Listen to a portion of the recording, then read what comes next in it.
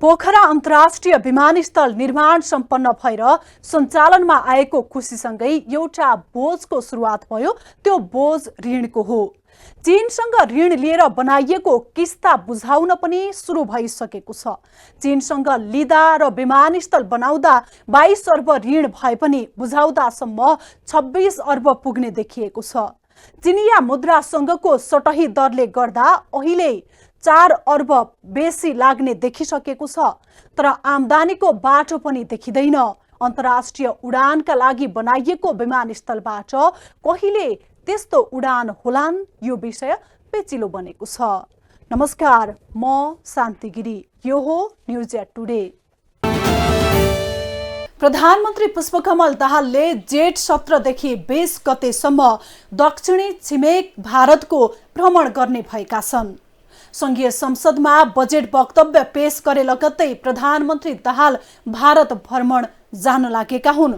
परराष्ट्र मन्त्रालयले भारतको विदेश मन्त्रालयसँग सहकार्य र दाहालको भ्रमण जेठ 17देखि 20 सम्म गर्ने गृह कार्य गरेको थियो, जसमा दुवै मुलुकले सहमति जनाएका हुन्। प्रधानमन्त्री पुष्पकमल दाहालले जेठ 17 गतेदेखि 20 गतेसम्म दक्षिणी छिमेकी भारतको भ्रमण गर्ने भएका छन्। संघीय संसदमा बजेट वक्तव्य पेश गरे लगत्तै प्रधानमन्त्री दाहाल भारत जान लागेका हुन्। परराष्ट्र मन्त्रालयले भारतको विदेश मन्त्रालयसँग सहकार्य गरेर दाहालको भ्रमण जेठ 17 गतेदेखि 20 गतेसम्म गर्न गृह कार्य गरेको थियो, जसमा दुवै मुलुकले सहमति जनाएका हुन्। 4 दिने भ्रमणलाई मध्यनजर गरेर प्रधानमन्त्री तथा मन्त्री परिषद कार्यालय र परराष्ट्र मन्त्रालयले गृह कार्यलाई तीव्रता दिएका छन्। वैशाखमा भ्रमणको तयारी गरिए पनि अन्तिम समयमा आएर प्रधानमन्त्री दाहालको भ्रमण रोकिएको थियो। परराष्ट्रका अधिकारीहरूका अनुसार प्रधानमन्त्री दाहालले जेठ 17मा नयाँ दिल्ली प्रस्थान गर्ने कार्यक्रम रहेको छ। सोही दिन उनलाई भारतका विदेश मन्त्री एस जयशंकर र प्रधानमन्त्री नरेन्द्र मोदीका सुरक्षा सल्लाहकार अजित डोवलले स्वागत गर्ने कार्यक्रम रहेको छ। जेठ 18मा मोदी र दाहाल बीच भेटवार्ता हुनेछ। उक्त भेटवार्तापछि दुई मुलुकबीच सहकार्य, सहमति र सम्झौता हुने बताइएको छ। प्रचण्डको भारत भ्रमणका विषयलाई लिएर अहिले विभिन्न टीका टिप्पणी भइरहेका छन्। मूल कुरा के हो भने नेपाल र भारतको बीचमा सोचाइको र योजनाको भिन्नता देखा परेको छ। भारत आजको उसको आवश्यकता र भविष्यको उसको जुन सामरिक चिन्तन छ त्यसबाट प्रभावित भएर निर्दिष्ट भएर नेपालसँगको सम्बन्धलाई अगाडि बढाएको छ। यसमा केही हदसम्म ऊ सफल पनि भएको देखिन्छ। नेपालको लागि विगतका थुप्रै समस्याहरूको समाधान हुन नसकेका विवादहरूको थुप्रो लागेको छ। आजको समस्याहरू पनि छन्, आजका विवादहरू पनि छन्। र त्यो दुईटाको चङ्गुलमा फसेको नेपाल भविष्यको बारेमा चिन्तन गर्ने अवस्थामा छैन। त्यो दुईटा भारत र नेपालको बीचको जुन दूरी छ, बुझाइको दूरी छ, चिन्तनको दूरी छ र आवश्यकताको, आकाङ्क्षाको, अपेक्षाको दूरी छ, त्यो दूरीलाई प्रधानमन्त्रीको यो भ्रमणले कसरी टुङ्ग्याउँछ, कसरी त्यसलाई दूरी घटाउँछ भन्ने बारेमा मूल प्रश्न त्यही प्रश्न हो। भारत भ्रमणका सवालमा परराष्ट्र मन्त्री एनपी साउदले पूर्व परराष्ट्र मन्त्रीहरू, भारतका लागि पूर्व राजदूत तथा विज्ञहरू र पूर्व परराष्ट्र सचिवहरूसँग सुझाव लिइसकेका छन्। दुई मुलुकबीचका सीमा समस्या, सन्धि सम्झौता, व्यापार, आपसी सहयोग लगायतका विषयमा मुलुकको हितका लागि एजेन्डा तय गर्न पूर्व परराष्ट्र मन्त्रीहरूबाट सुझाव लिइएको छ। नेपाल र भारत बीच सम्बन्धमा उठेका प्रश्नहरूको सम्बोधन गर्न गठित नेपाल भारत प्रबुद्ध समूहको प्रतिवेदन ग्रहण गर्ने बारे वार्ता गर्न पनि सुझाव दिइएको छ। साथै दुई मुलुकबीच सम्बन्ध बलियो बनाउनु पर्नेमा जोड दिइएको छ। परराष्ट्र मन्त्रालयले नेपालका तर्फबाट भ्रमणमा उठाउनु पर्ने विषयहरू गहन रूपमा छलफल भइरहेको जनाएको छ। व्यापार, वाणिज्य, जलस्रोत, सिमाना, पर्यटन तथा सांस्कृतिक सम्बन्धमा जनस्तर लगायत विषयबारे छलफल गर्न पूर्व परराष्ट्र मन्त्रीहरूलाई बोलाइएको थियो। विगतका कार्यकारीहरू पनि भारत भ्रमणमा गएका थिए। उनीहरूले समेत यस्तै सम्झौता गरे पनि हालसम्म कार्यान्वयन भएको छैन। यो नेपाल र भारतको बीचको सम्बन्धमा बडा अचम्मको अवस्था छ। दुई देशका प्रधानमन्त्रीहरूको बिचमा भ्रमण भएपछि ठुल्ठुला कुराहरू गरिन्छ, आश्वासनहरू दिन्छन्, वचनहरू दिन्छन्, योजनाहरू दिन्छन्, जनताको अपेक्षा भत्तै बढाइन्छ। तर त्यो कार्यान्वयन गर्नलाई फेरि अर्कोपटक प्रधानमन्त्रीको भ्रमण हुनुपर्छ। त्यो एउटा प्रधानमन्त्रीको भ्रमणबाट निर्णय भएका कुराहरू कार्यान्वयन गर्नको निम्तिमा अर्को प्रधानमन्त्रीको भ्रमणलाई कुर्नुपर्ने भनेकै दुई देशको बिचको सम्बन्ध सामान्य छैन। दुई देशको बिचमा विश्वासको कमी छ, दुई देशको बिचमा समझदारी छैन भनेको हो। त्यो समझदारी बनाउनलाई, विश्वास जगाउनको लागिमा दुवै सरकारहरू असमर्थ भएको अवस्था छ। त्यसैको कारणले अहिले प्रधानमन्त्रीको भ्रमणमा पनि आम भनाइ के आइरहेका छ भने पहिले भएका सहमतिहरू, सम्झौताहरू, आश्वासनहरू, वचनहरू, योजनाहरू कार्यान्वयन गर्नको निम्तिमा प्रधानमन्त्रीले जोड दिनुपर्छ भनेको छ। त्यसको अर्थ के हो भने हामीले पछिल्लो पटकको भ्रमणबाट आजको भ्रमणसम्म आइपुग्दाखेरिमा समय खेर फालेका छौँ। प्रधानमन्त्री पुष्पकमल दाहालले निरन्तर ताकेता गरे पनि भारतीय पक्षले समय नदिएपछि उनको भारत भ्रमण बजेट प्रस्तुतपछि हुन लागेको हो। परराष्ट्र मन्त्रालय मार्फत दक्षिण एसिया महाशाखा प्रमुख रामप्रसाद सुवेदीको संयोजकत्वमा एजेन्डाहरूका बारेमा छलफल भइरहेको छ। यस्तै प्रधानमन्त्री तथा मन्त्री परिषदको कार्यालयबाट मुख्य सचिव शङ्कर दास बैरागीले एजेन्डाबारे समन्वय गरेर गृह कार्य गरिरहेका छन्। कार्यालयबाट परराष्ट्रले वाणिज्य, ऊर्जा, भौतिक, रक्षा र कृषि मन्त्रालय तथा प्रधानमन्त्री कार्यालयका प्रतिनिधिसँग आफ्नो मन्त्रालयको एजेन्डाबारे छलफल गरिरहेको छ। प्रधानमन्त्री दाहालले आफ्नो भ्रमणका क्रममा केही नयाँ चिज नेपाललाई प्राप्त हुने र नेपाल भारत सम्बन्धको आयाम पनि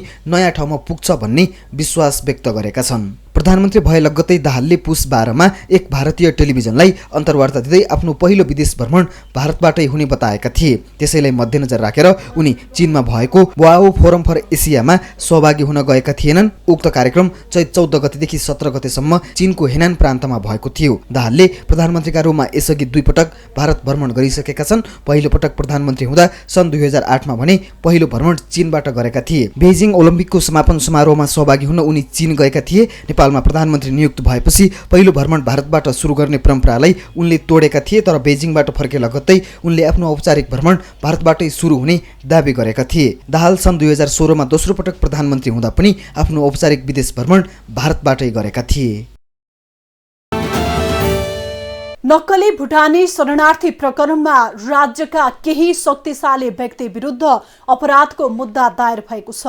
पूर्व उप प्रधानमन्त्री टोप बहादुर राईमाझी, पूर्व गृहमन्त्री बालकृष्ण खाँड, नेपाल सरकारका सचिव टेकनारायण पाण्डे सहित 30 जना विरुद्ध जिल्ला सरकारी वकिल कार्यालय काठमाडौँले बुधबार राष्ट्रहित प्रतिकूल, संगठित अपराध, ठगीमा कैद र जरिवानाको माग दाबी सहित मुद्दा दायर गरेको हो।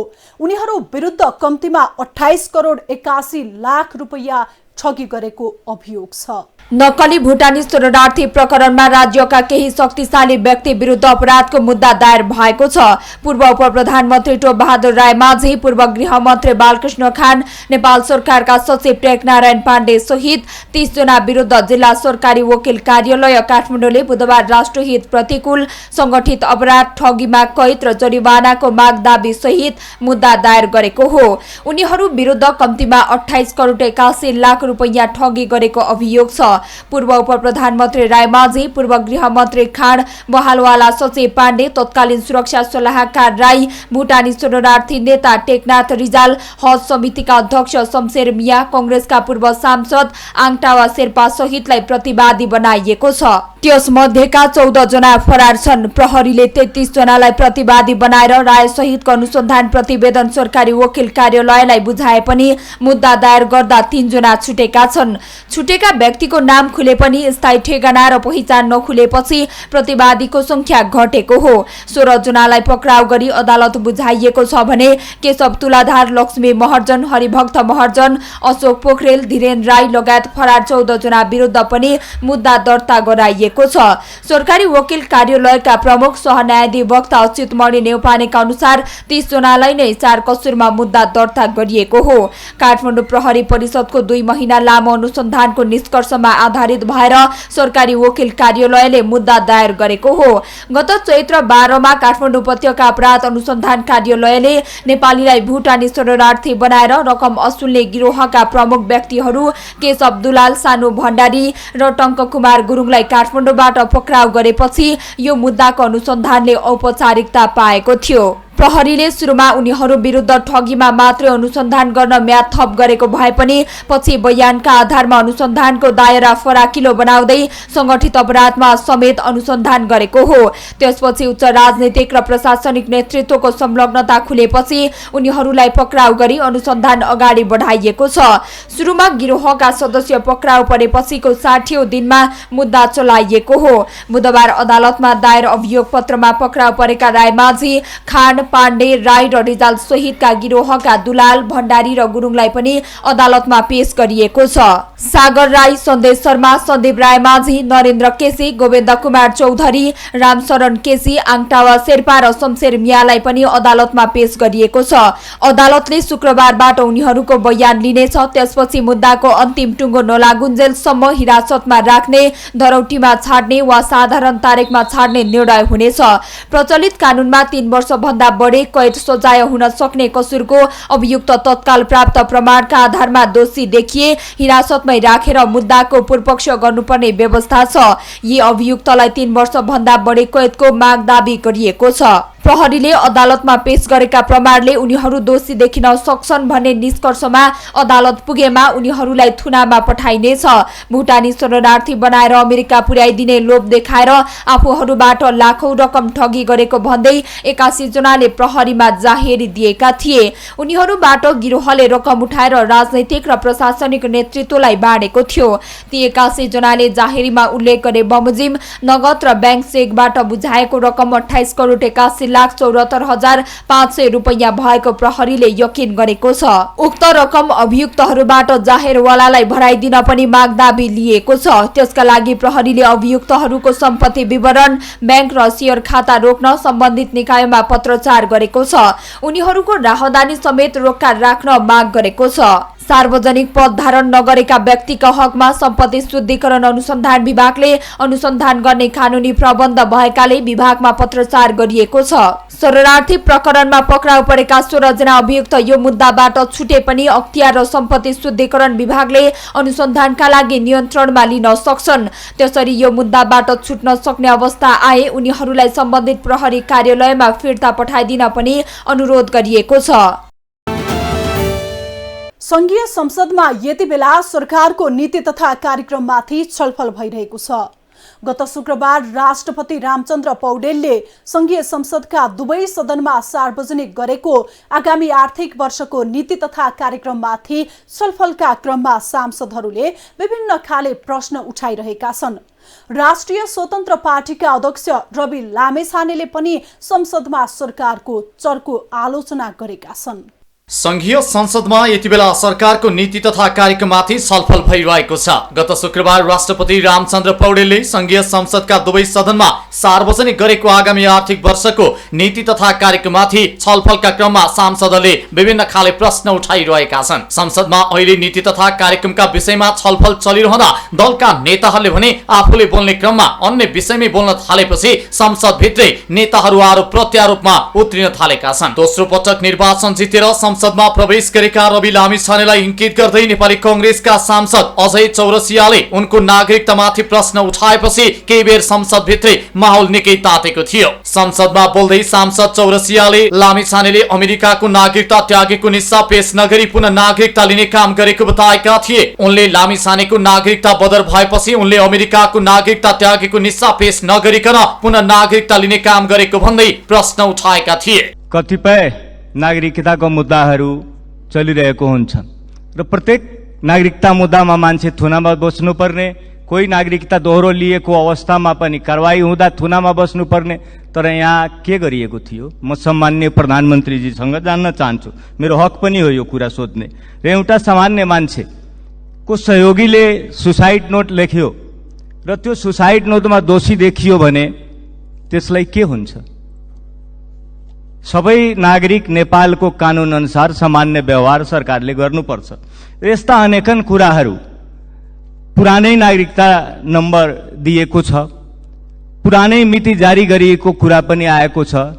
यो ठीक हो कि होइन, कानून सम्मत हो कि होइन, मेरो सुसूचित हुने अधिकार छ, त्यसमा कसैले विरोध गर्दैमा मेरो सूचनाको हक कायमै रहन्छ। सांसद चौरसियाको उक्त कुरा सुनेपछि रवि लामिछाने संसदमै गर्जिए। राष्ट्रिय स्वतन्त्र पार्टीका सभापति समेत रहेका सांसद लामिछानेले अदालतमा विचाराधीन विषयलाई संसदमा उठाएको भन्दै सांसद अजय चौरसियाको विरोध गरेका थिए। सभापति लामिछानेले प्रश्न गरे, मेरो निस्सा तपाईलाई बुझाउनु पर्ने हो, आफूले नागरिकता सम्बन्धीमा आवश्यक सबै कागजातहरू सर्वोच्च अदालतमा उपलब्ध गराइसकेको लामिछानेले बताएका थिए। चौरसियाले आफ्नो बारेमा दिएको अभिव्यक्ति प्रति आपत्ति जनाउँदै लामिछानेले सो अभिव्यक्ति संसदको रेकर्डबाट हटाउने माग गरेका थिए। अदालतमा विचाराधीन विषयलाई संसदमा उठाउन नपाउने भएकाले त्यसलाई संसदको रेकर्डबाट हटाउनु पर्ने सभापति लामिछानेको माग थियो। सो प्रकरणको सम्पूर्ण कागजात आफूले सर्वोच्च अदालत र सरकार दुवैलाई उपलब्ध गराइसकेको भन्दै अदालतमा विचाराधीन विषयलाई हल्लाको भरमा संसदमा नबोल्न पनि सांसद चौरसियालाई सचेत गराएका थिए।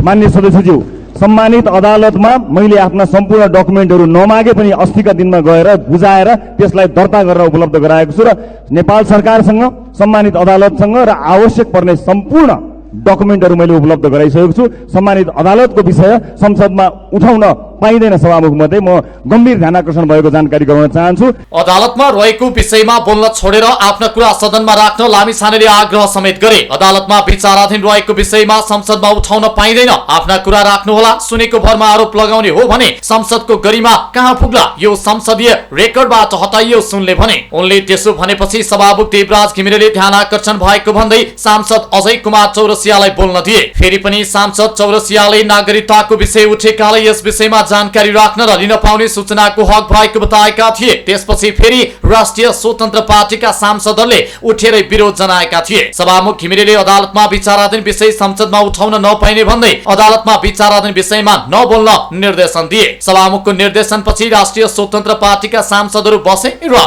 नीति तथा कार्यक्रममाथिको छलफल अघि बढ्यो। लामिछानेले संसदमा बोल्दै नक्कली भुटानी शरणार्थी प्रकरणमा मुसिएकालाई कारबाहीको दायरामा ल्याउन प्रधानमन्त्री पुष्पकमल दाहाल प्रचण्डको मुट्यु कमाएको जस्तो आभास भएको बताएका छन्। प्रधानमन्त्री तर्फ आउनु ठड्याउँदै लामिछानेले भने, प्रधानमन्त्रीज्यू तपाईले म मुटु कमाउँदिन भन्नु भएको थियो, अब तपाईको मुटु चेक गर्न चाहन्छु, कुन अस्पतालमा चेक गर्ने हो, कामदैन भनेको तपाईको मुटु काम्यो कि भने मलाई आशंका छ। जस्ता जस्ता मान्छेको नाम क्रमशः आउँदैछ, एकपछि अर्को गर्दै यो प्रकरणमा मुसिएकालाई बयान लिन समेत नबोलाइनु आपत्तिजनक रहेको लामिछानेको भनाइ थियो। सम्माननीय सभामुख महोदय मार्फत यो अनुरोध गर्न चाहन्छु कि जसको नाम आएको छ तिनलाई छानबिनको सम्म दायरामा ल्याउन नहुने, सोधपुछसम्म गर्न नहुने गरी किन डराएको?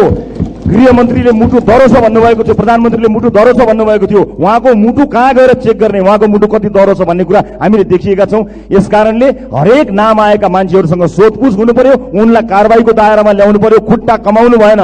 हाम्रा हकमा, आम नागरिकका हकमा आउँछु भन्दा भन्दै, बयान दिन आउँछु भन्दा भन्दै धरपकड गरेर लिएर गएको इतिहास छ। एकपटक बयानका लागि नबोलाएर अविश्वासको वातावरण सिर्जना गरेको उनको भनाइ छ। उनले राष्ट्रिय अन्तर्राष्ट्रिय क्षेत्रमा बेइज्जत भएको यो विषयलाई सामसुम र थामथुम नगर्न समेत प्रधानमन्त्रीलाई सचेत गराए। तीन पार्टी बसेर यो विषय मिलाउन खासखुस गरिएको आरोप लगाउँदै उनले यसमा आपत्ति समेत जनाएका थिए। उनले आफूलाई संचारकर्मी हुँदा बयान दिन आउँछु भन्दा भन्दै बुट बजाएर न्युज रुमबाटै लैजाने काम भएको स्मरण गर्दै अरूको हकमा पनि यस्तो किन नभएको हो भन्दै आक्रोश पोखेका थिए। उनले अपराध अनुसन्धानमा हाई प्रोफाइलले काम नगर्ने भन्दै फाइलको मात्रै काम हुने बताएका छन्। रवि लामिछाने विरुद्ध फेरि सर्वोच्च अदालतमा मुद्दा दर्ता भएको छ। लामिछानेको प्रतिनिधि सभा सदस्य पद खारेजीको मागसहित युवराज पौडेल सफलले बुधबार रिट निवेदन दर्ता गराएका हुन्। आफू विरुद्ध फेरि मुद्दा परेपछि लामिछानेले भने आफू इरिटेट भएको प्रतिक्रिया दिएका छन्। लामिछानेले सामाजिक सञ्जालबाटै प्रतिक्रिया दिँदै मुद्दा हाल्नु र मुद्दा हाल्ने उद्योग चलाउनु दुई अलग अलग कुरा भएको बताएका छन्। उनले अदालतले झिकाउनु भनेको अमेरिकी राजधानीको सक्कली निस्सा